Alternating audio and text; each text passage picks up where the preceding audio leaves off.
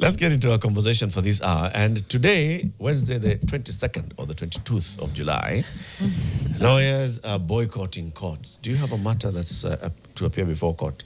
Maybe the last time you had appeared before court, there was an adjournment, and then there was a new date set, and that date was 22nd July. It has come today. Imagine, it'll be adjourned again. Hey. Imagine. You were arrested yesterday. You were to be presented in court today. What happens? Courts will be open. Or you...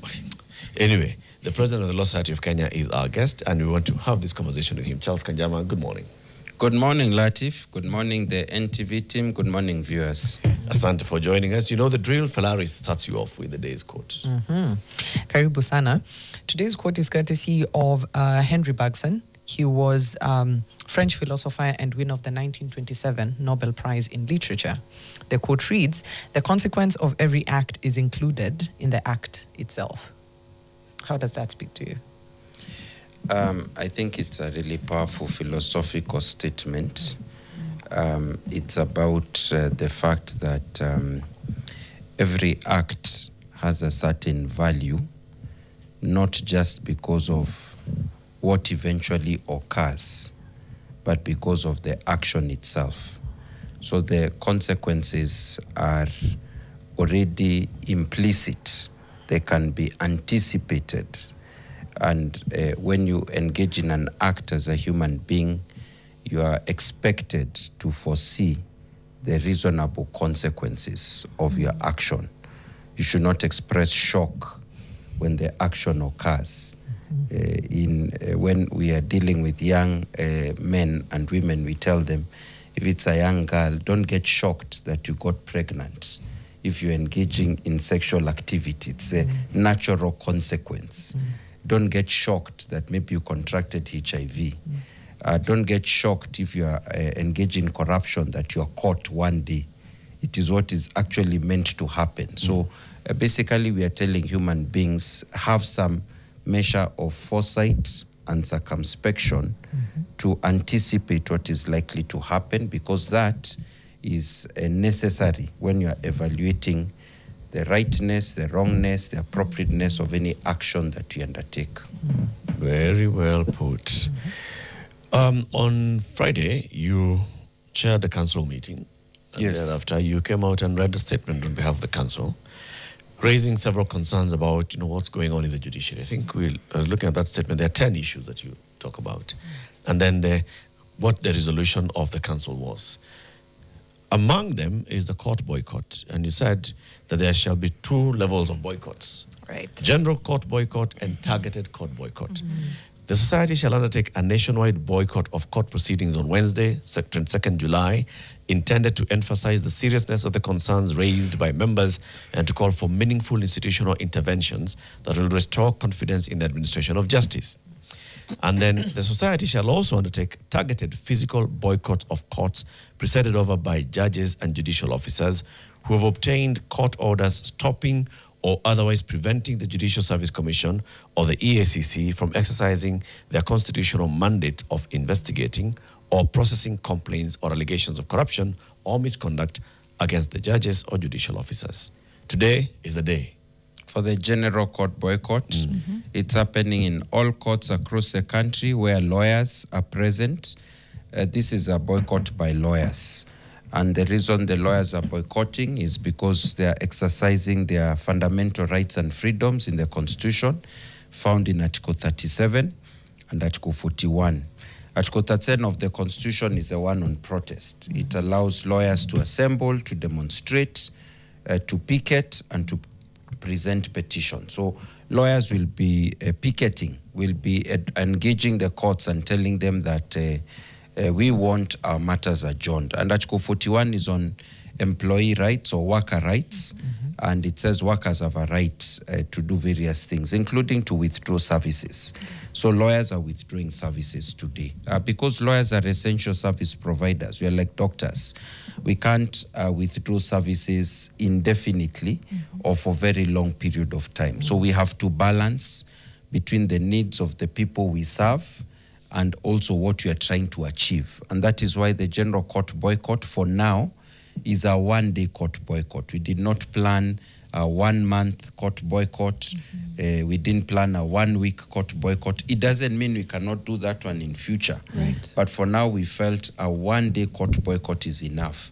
And the inconvenience to be borne by the litigants is proportionate to the measures we are trying to achieve. When 2 weeks ago, lawyers went to the streets, and when Kenyans go to the streets, traffic is inconvenienced. When people demonstrate, sometimes businesses are inconvenienced. But that inconvenience, so long as it's proportionate to the freedom to protest or assemble or present petitions, is okay. In fact, it is only states that are very non-democratic that prohibit exercise of civil and political rights because of saying you will inconvenience somebody. Yeah. But we are essential service providers. We are responsible citizens. What we are doing is for the sake of all Kenyans who are interested in justice to be efficient.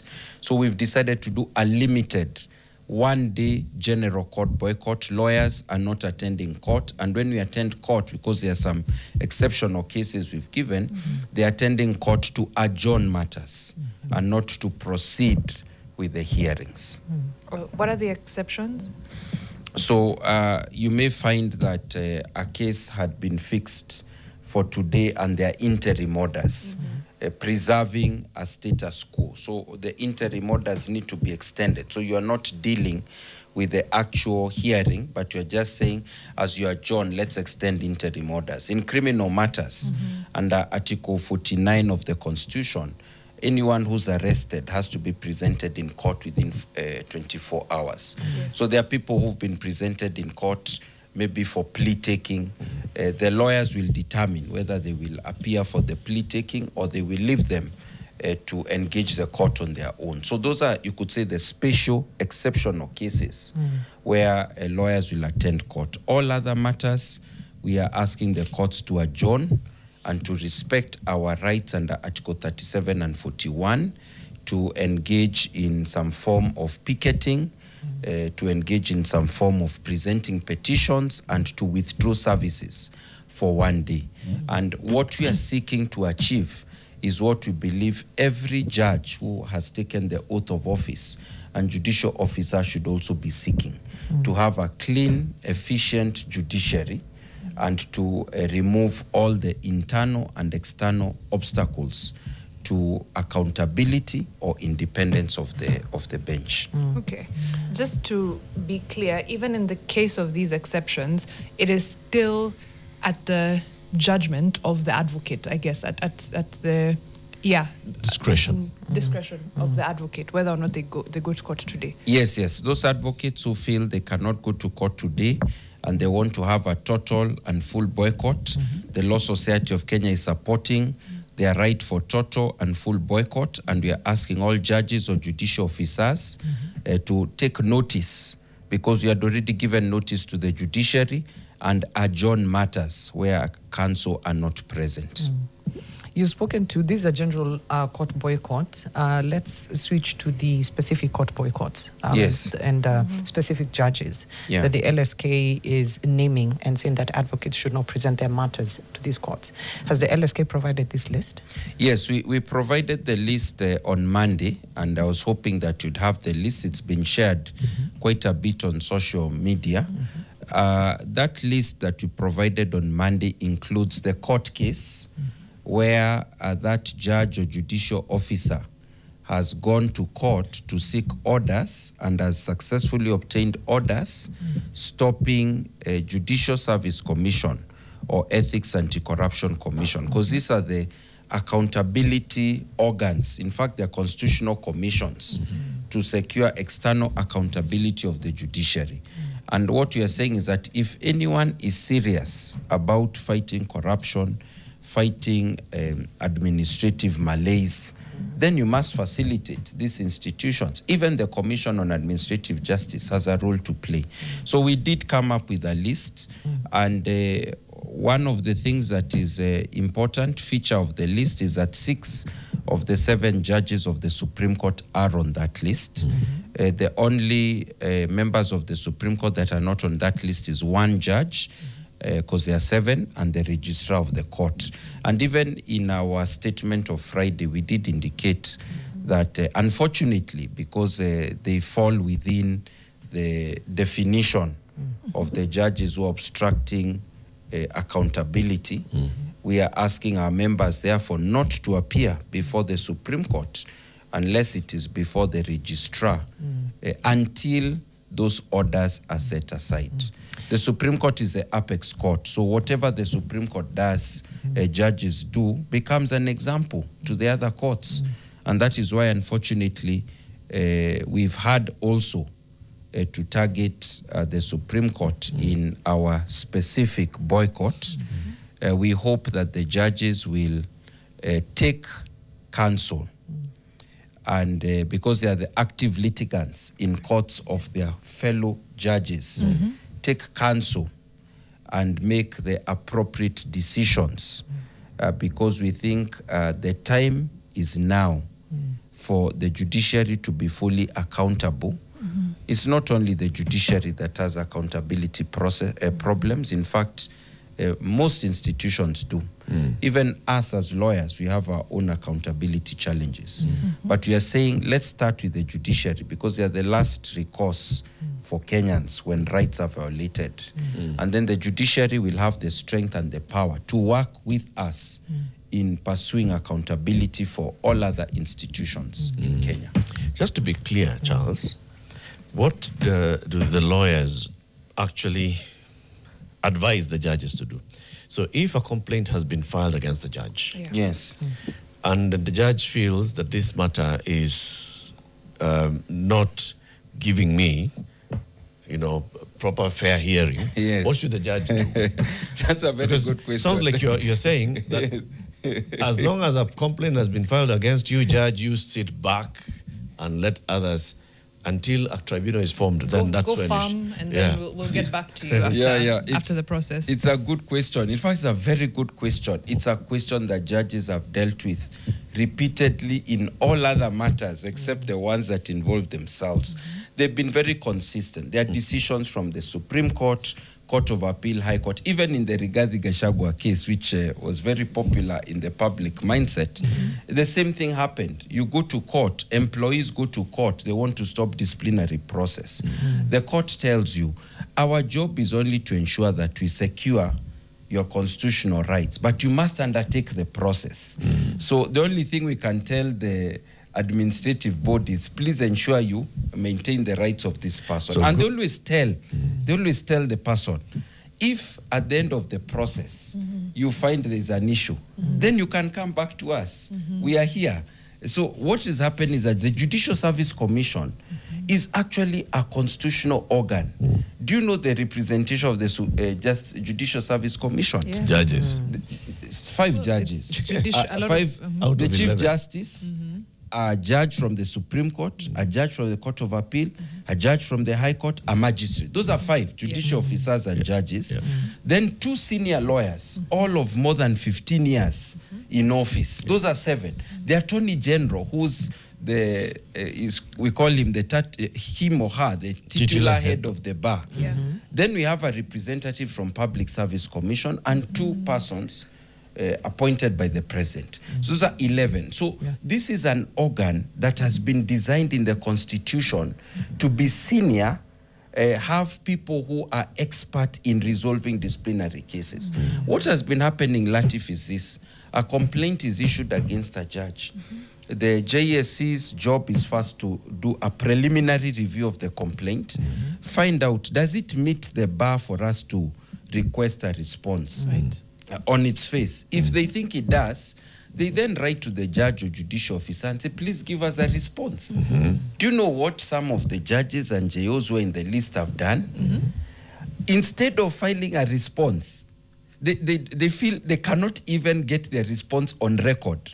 They rush to court, get a court order to stop JSC from considering the complaint so that they don't have a response. And that's what we are saying as the Law Society of Kenya. That's behaving like a god with a small g.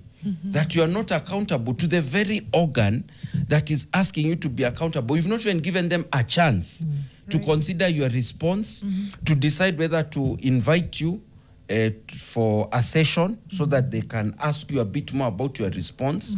So you can't have accountability if the judge is not able or the judicial officer is not able to appear before the organ meant to do it. One of the judges was being investigated by EACC, and it was a very public matter where some people were purportedly caught discussing and even giving a bribe.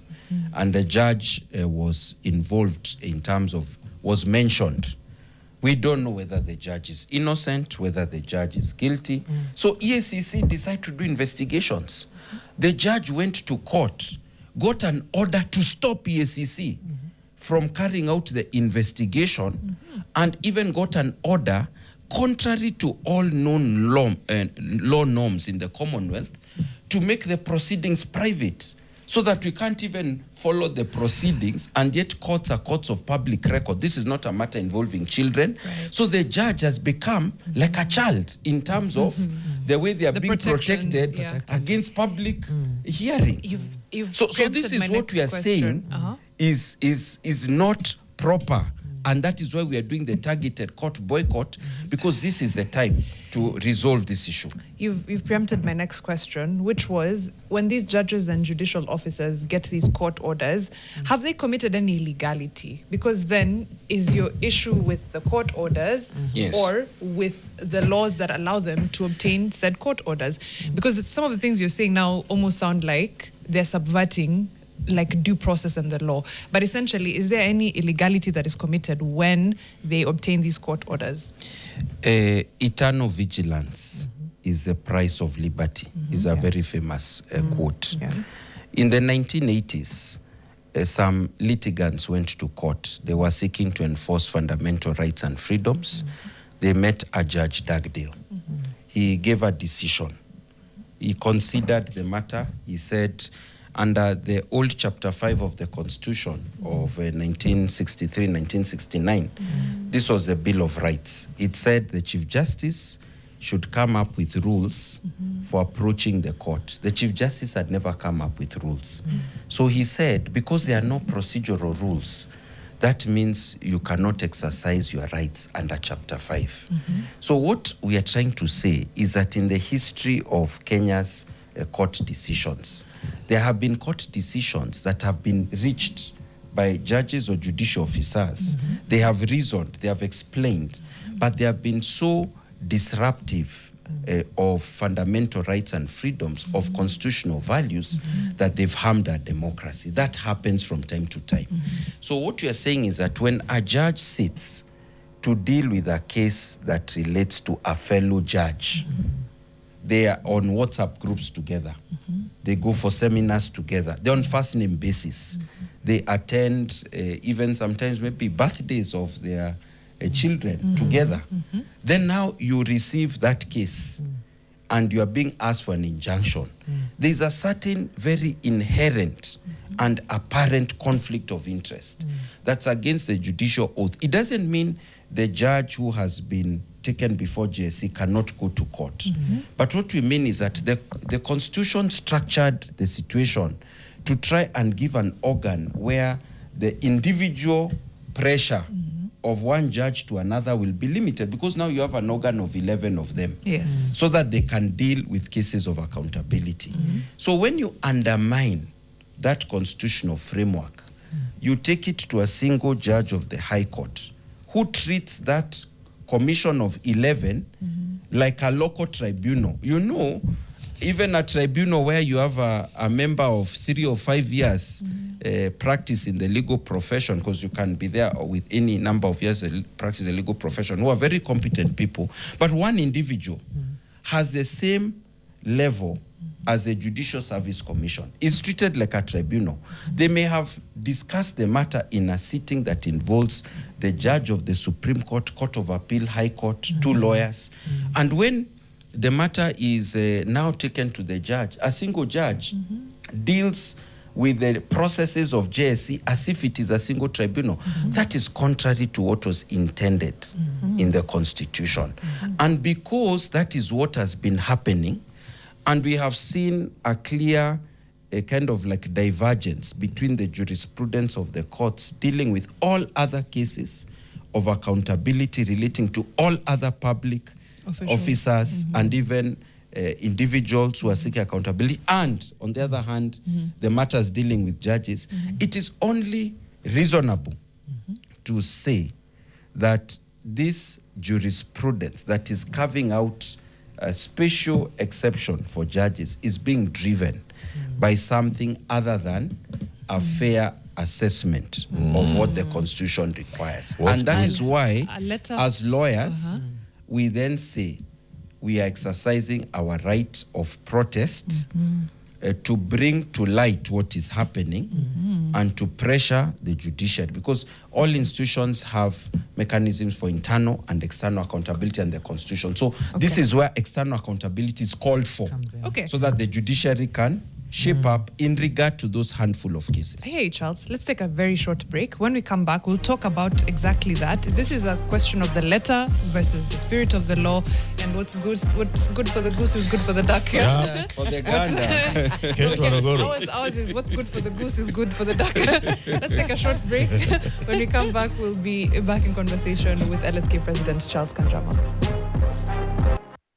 What's up, nation? My name is Beryl from Busia County, and I'm fixing the nation by focusing on regeneration and sustainability, on simple actions like conserving water, urban gardening, and recycling.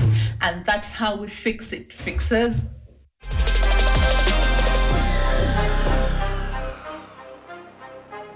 And that's how we fix it, fixers. Thank you so much, Beryl, for that wonderful What's Up Nation video, for the work you're doing around conservation. I'm sure the people of Busia are much better off for it. Asante sana once again. You can send us your What's Up Nation video just like Beryl did. Our number is 0769 590 762. I'll say it slow so you can write it down, save it in your phone. 0769 590 762. You'll see it at the bottom of your screen right now as well. Tell us who you are, where you are, how you're fixing the nation, what's working, what's not working, and we'll be more than happy to share tomorrow. Easy as that. Our conversation continues with the President of the Law Society of Kenya, Charles Kanjama, on the court boycott, the general court boycott by lawyers today across the country in all courts, save for a few cases where the lawyers may decide to go to court, but mainly to seek adjournment of matters that are coming up. No, cases will proceed today. And he's telling us the reason for this is the Law Society of Kenya has several issues, 10 of them, big on them being corruption in the judiciary and what they have seen as a pattern by lawyers and magistrates to stop proceedings.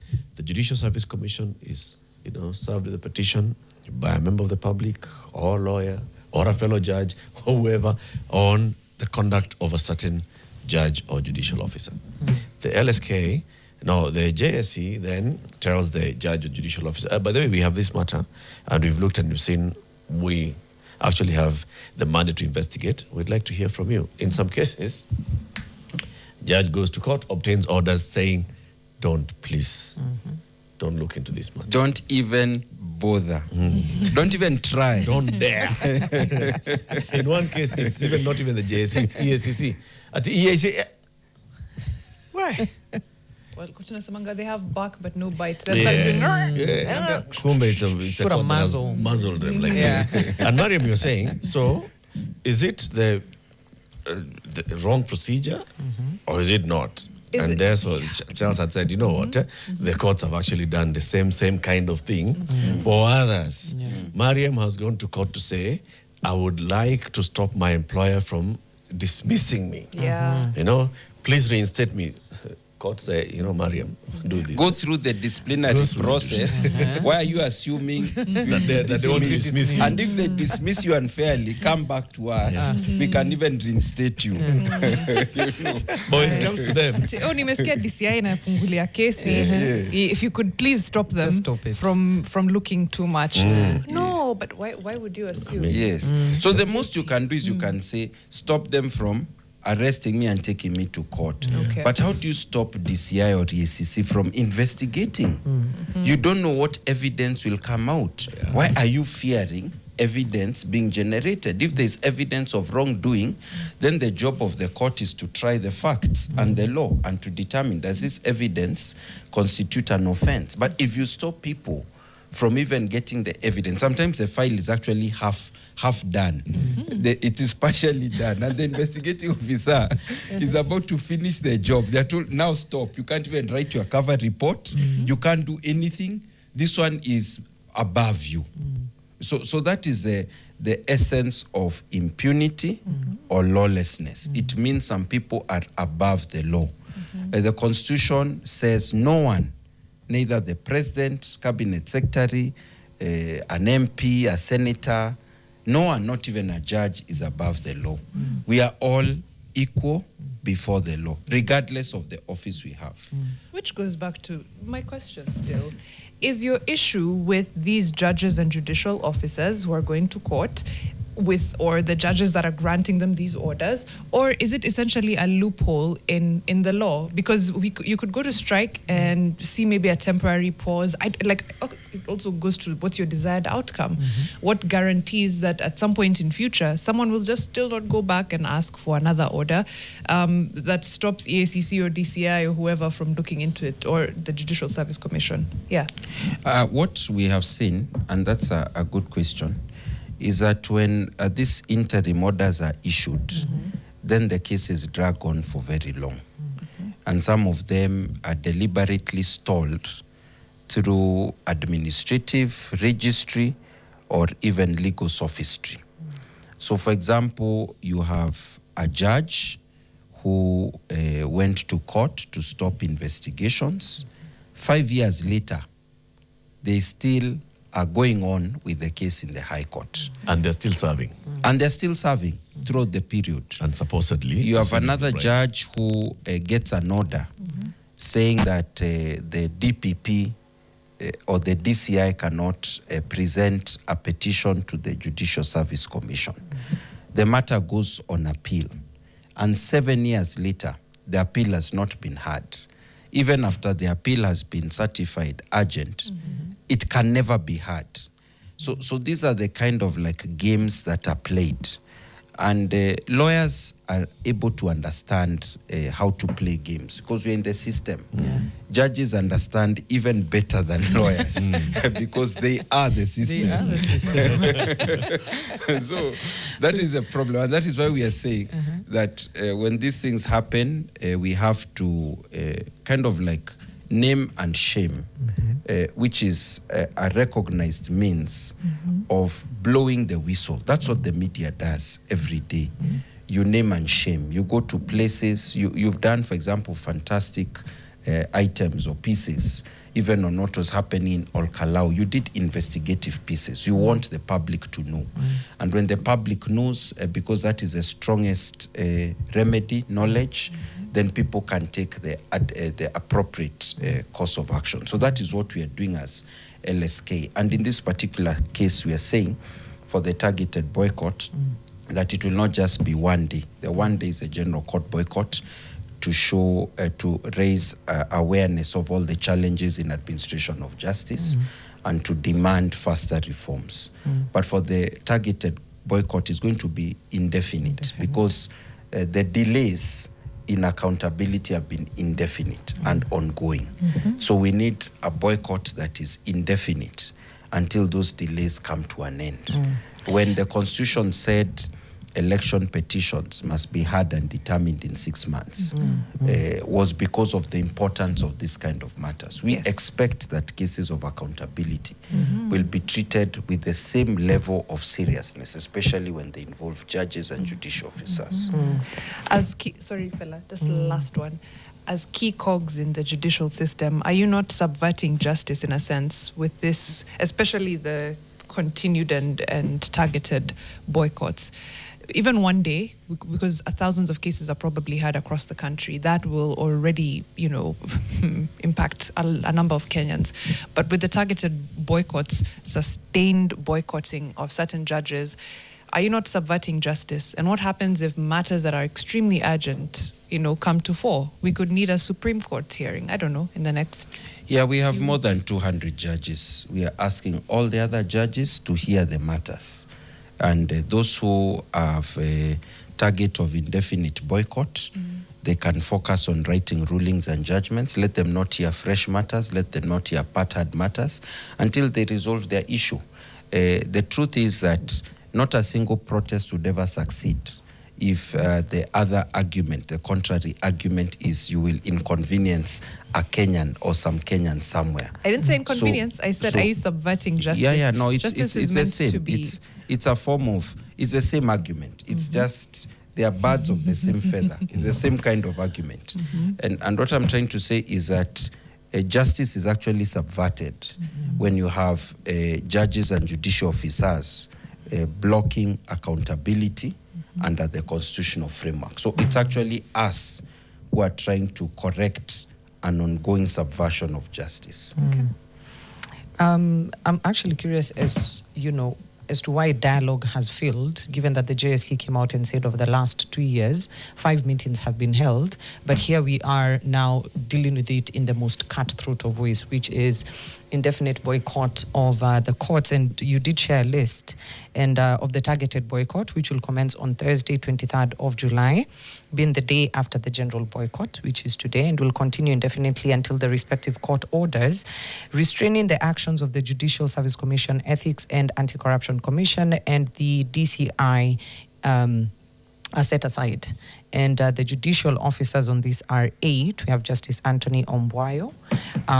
We have Justice Lucas Naikuni, Supreme Court Judges, Chief Justice Martha Koome, Deputy CJ Philomena Mwilu, Justice Isaac Lenaola, Justice Smoke Nwanjala, Justice Njoki Ndongo, and Justice William Ouko. We have Deputy Chief Justice Philomena Mwilu, I think I already mentioned that. Justice Sankale Olekantai, that's the Court of Appeal, Justice Lucy Waithaka, and Honorable Stella Atambo and Lady Justice Dora Chepkoni. Matters relating to suspended, stopped EACC and DCA investigations, we have Judicial Officer Justice Josephine Mongari. That is the complete list of the targeted boycotts. The serious one here is that they're boycotting the Supreme Court. The entire Supreme Court. In its entirety. Because Justice Mohammed Wasami is not going to sit alone in the, to hear matters in the Supreme Court. You're basically saying that you shall indefinitely, all of you lawyers, boycott matters before the Supreme Court. That's not practical. Let's just start from there. No, it is extremely practical. Let me tell you. Let me tell you, it is extremely practical. Fortunately, the Supreme Court deals with the fewest number of cases of all courts in the Republic. It would have been a big challenge if we were boycotting the Supreme Court at the time of the presidential election, because they play a very critical role in resolving election disputes. That is next year. It's 12 months from now. All the other matters they deal with are appellate. They've gone through the High Court, the Court of Appeal, then they reach the Supreme Court. They don't deal with too many matters, and the matters they deal with can always be adjourned until when they'll deal with them again. For example, based on what we know, in this last 2 weeks of July, they just have a cause list of 2 cases next week on Wednesday and 2 cases on Thursday. Then they go for vacation for 1.5 months. So it is very practical, but the point is we are serious about it, because even if the boycott was to take longer than we initially planned, our message is very clear. The accountability mechanisms are very urgent. They need to be implemented. And we are urging anyone who may have an appeal in the Supreme Court to be ready to bear a bit of pain, because no true reform happens without people bearing a bit of pain. When the Gen Z came to the streets 2 years ago, they could have enjoyed life in the comfort of their sofas or their homes. They came out in the streets to fight for something. The least we could, the best thing we could do was to encourage them, not to tell them, no, this is impractical. You want to overturn a finance bill. It has never been done in Kenya before. This is impractical. Just go back home. they wanted to pursue a message, and they did succeed. And that is the same thing we are trying to do as lawyers. We are seeking reforms that are sustainable and long-lasting. And we are very fortunate that our Constitution has given us the framework to allow for this boycott to take place.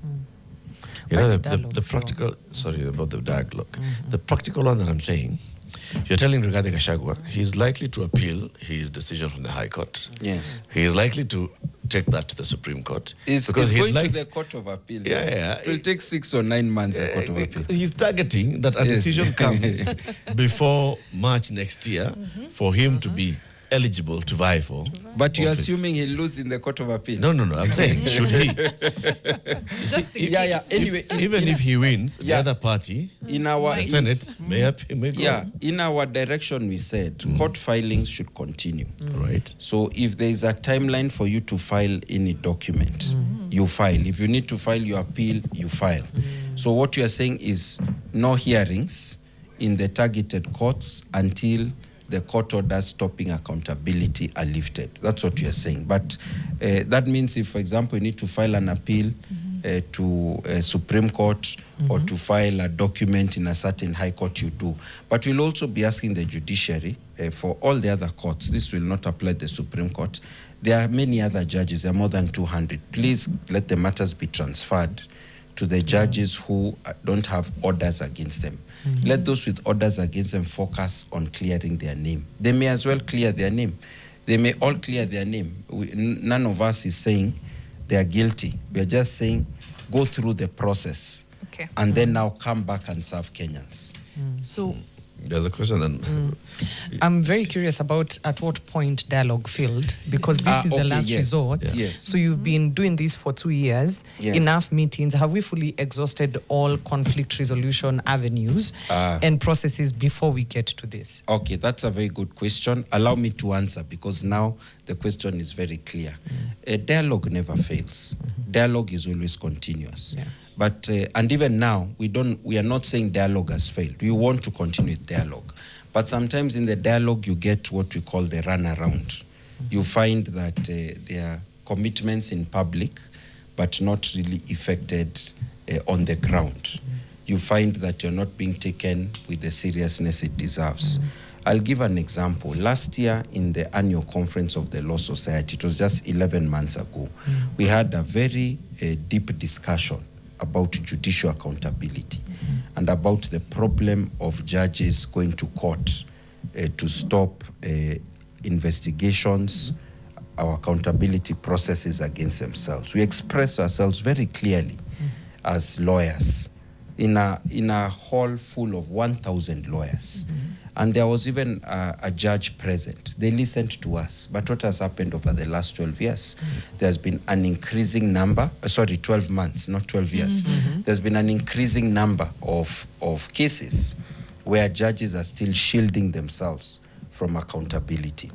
We have, at the moment our council came into office, we noted challenges with the intentions of the judiciary on pro bono scheme and pop-up briefs. You know, lawyers sometimes represent litigants without charging the full legal fees. The government takes up the fees, like in criminal cases, etc.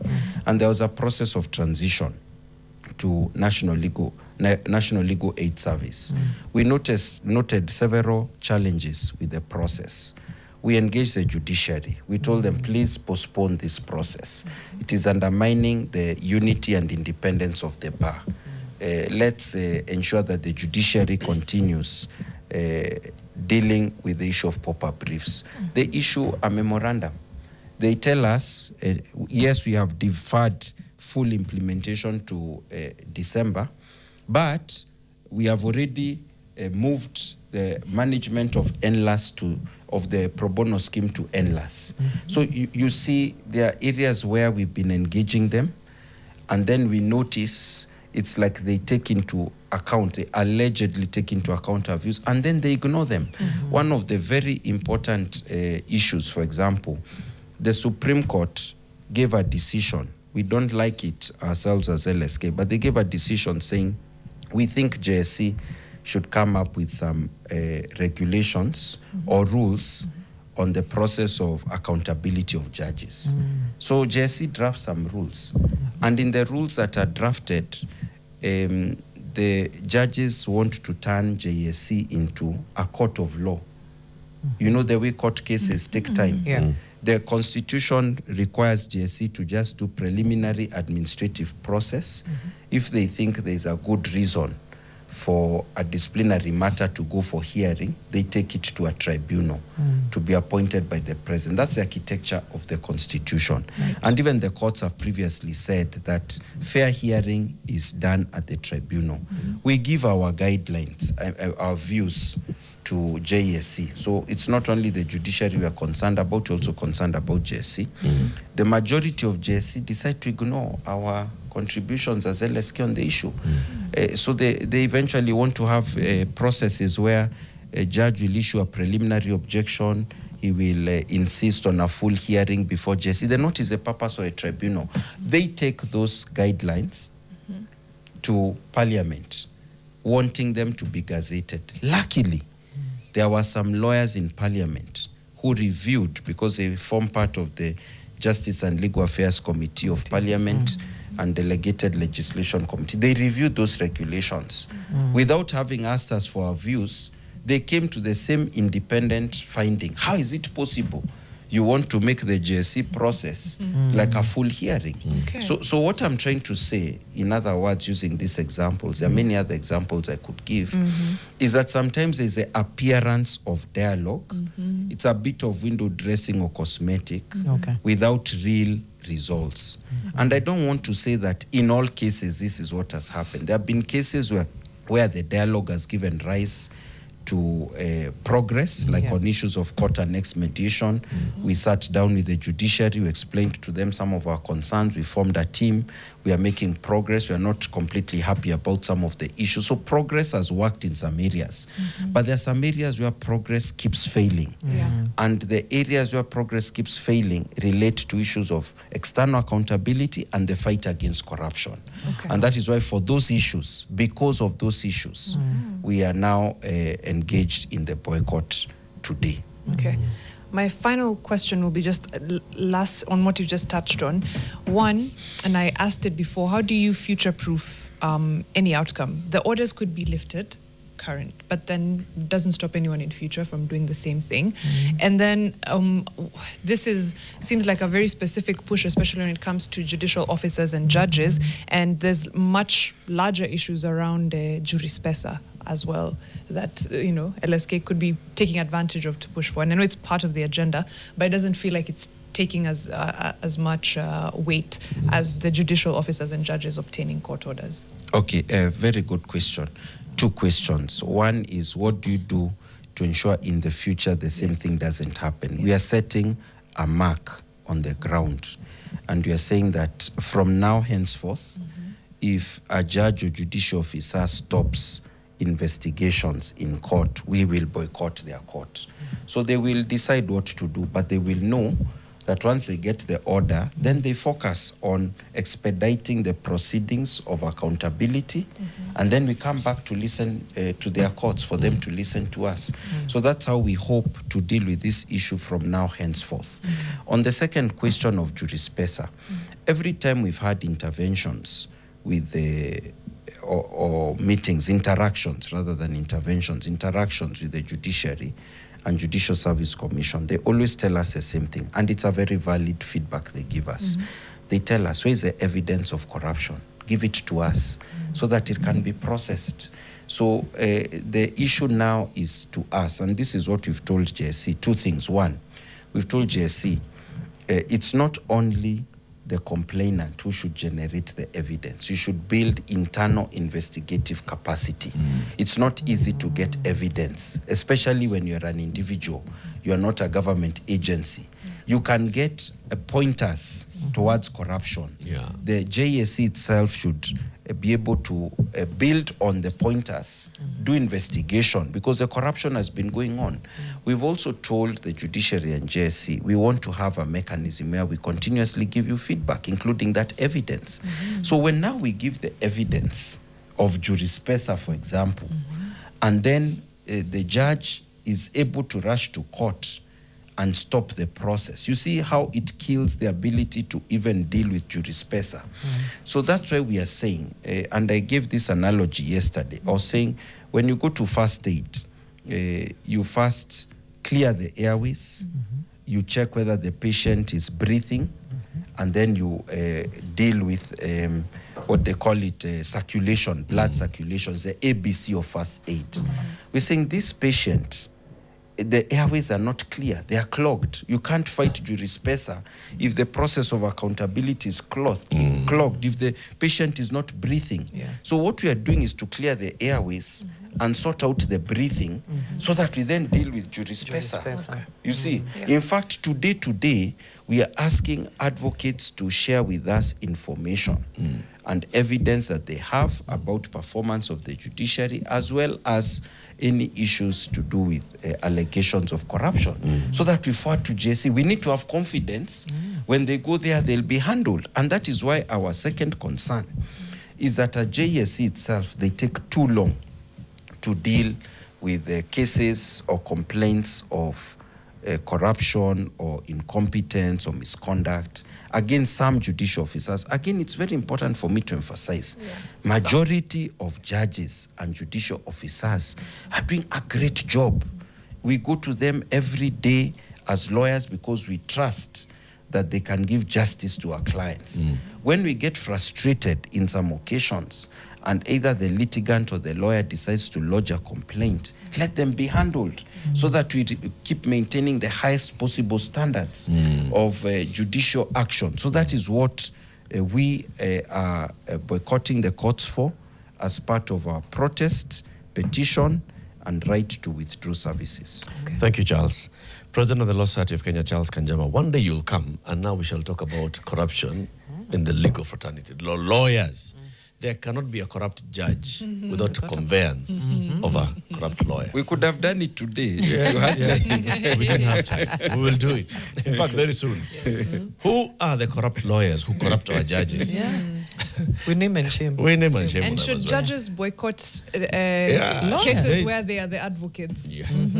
Yes. Coming up next, you're taking milk or you're having some nyama today. Do you know whether that nyama is actually, or the milk, is good and clear of any medical substances that may have been used by a farmer, willingly or unwillingly, knowingly or unknowingly?